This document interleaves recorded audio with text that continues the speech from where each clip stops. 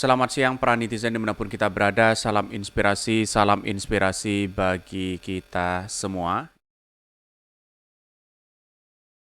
Menarik begitu kan ya, geram karena Mahkamah Keluarga ya. Rizal Ramli mengatakan Jokowi jatuh ya, kita bubarkan MK. Wow, luar biasa. Ada apa begitu ya? Jadi jelas di situ begitu kan. Kenapa ya kata netizen anak ingusan itu bisa begitu kan menjadi cawapres ya kalau memang ini diambil oleh Pak Prabowo begitu. Bahkan ya dikritik habis-habisan begitu kan. Ada pro dan ada yang kontra begitu.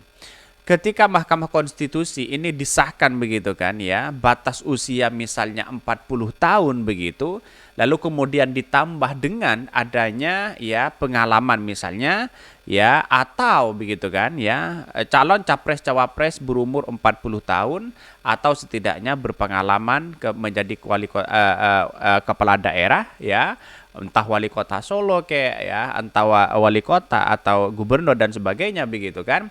Itu kan sebenarnya begitu kan sudah masuk begitu kan kepada tahap awal cawapres dari Gibran begitu. Ini banyak sekali pro dan kontra begitu melihat apa yang terjadi selama ini. Ini dikritik habis-habisan begitu kan. Pertanyaannya sekarang, apakah MK akan mendengarkan suara rakyat? Kan begitu logikanya begitu. Tapi sampai hari ini ada orang yang masih berspekulasi bahwa ya sah-sah aja sebenarnya begitu. Karena undang-undang itu setiap tahunnya ada revisi sana sini begitu ya. Ganti MK ganti lagi begitu kan. Jadi artinya apa? Artinya selama ini kalau memang ya Pak Prabowo menginginkan Gibran menjadi cawapres, wah ini strategi Pak Prabowo ini dapat dari mana begitu kan? Kan begitu logikanya begitu kan? Ya bisa menghancurkan lawan-lawan yang lain begitu. Kocar-kacir mereka begitu ya. Mungkin mereka tidak sendirian bagaimana ya punya strategi-strategi seperti itu begitu. Banyak sekali pro dan kontra ya. Salah satunya misalnya begitu kan ya dari netizen saya katakan ini ya. Geram karena Mahkamah Keluarga Rizal Ramli Jokowi jatuh ya. Kita bubarkan MK katanya begitu ya. Bahkan di satu sisi mengatakan wah gimana ini dinasti politik yang berkembang saat ini begitu kok tiba-tiba begitu kan Pak Jokowi bisa ya membuat seperti ini katanya begitu. Ini kritikan-kritikan dari netizen.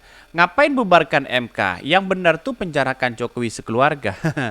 Akibat dipimpin oleh orang zalim, keadilan hanya dapat dinikmati oleh kelompoknya. Kalau ada alat pemersatu bangsa, bisa jadi putusan MK inilah barangnya. Kalau putusannya menolak gugatan, ya baru cebong kampret, ya lanjut tarung lagi sampai ngos-ngosan. Ini banyak sekali pro dan kontra begitu kan. Dengan adanya menunggu putusan ini begitu kan, banyak muncul spekulasi orang begitu. Tapi pada hakikatnya, menurut Denny Indrayana mengatakan bahwa ini tanda-tanda sudah diputuskan ya MK terkait dengan batas usia akan lolos katanya begitu ya. Kita tunggu saja. Ada yang berspekulasi ya tidak etis lah MK kok bisa seperti itu begitu. Katanya begitu sih. Tapi menurut saya pribadi ya melihat dari hal seperti ini kalau memang undang-undangnya sudah tidak boleh ngapain kita harus revisi sana sini demi ya anak-anak yang kemudian masih cukup umur di situ begitu. Kan begitu logikanya begitu. Jadi artinya apa? Artinya selama ini kalau Gibran ingin menjadi cawapres begitu, lantas bagaimana dengan PDIP? PDIP kan punya pasangan sendiri begitu. Dia pasti marah begitu kan? Ya, pasti marah, pasti dikritik habis-habisan. Iya, karena ini kader PDIP sendiri begitu kan. Sudah disiapkan mungkin untuk menjadi gubernur sana sini. Tiba-tiba loncat sana, loncat sini begitu. Orang akan menjustis bahwa dianggap sebagai batu loncatan begitu kan. Ketika ada kesempatan bisa saja. Peran Pak Lurah sangat memungkinkan ya secara instan ya menunjukkan bahwa ya ini punya kekuasaan kira-kira seperti itu begitu. Di negara Konoha kan seperti itu.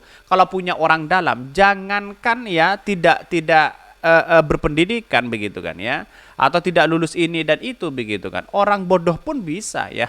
Yang penting punya orang dalam di situ begitu ya. Cara-cara inilah yang kemudian ya ditentang begitu dari sebagian masyarakat begitu ya.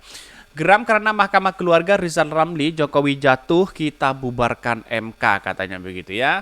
Ini gimana begitu kan batas usia sana sini begitu. Bahkan ya ekonom senior Rizal Ramli geram melihat ya perilaku Presiden Joko Widodo atau Jokowi membangun dinasti politik melalui putusan MK Mahkamah Konstitusi yang dipelesetkan menjadi Mahkamah Keluarga. Ia bertekad untuk membubarkan MK apabila Jokowi selesai menjalankan tugasnya sebagai presiden. Wah, gawat mereka begitu kan. Apakah MK dibubarkan begitu? Lantas bagaimana dengan pemilu-pemilu yang lain? Saya kira tidak mungkinlah dibebaskan begitu kan. Tetapi yang kita harus atur di dalamnya orang-orangnya itu begitu yang kemudian punya kepentingan besar begitu ya. Ucapan itu dilontarkan karena Rizal Ramli dirinya memperoleh informasi soal putusan aturan batasan usia minimal capres-cawapres. Menurutnya MK tak bakal mengubah minimal usia tersebut.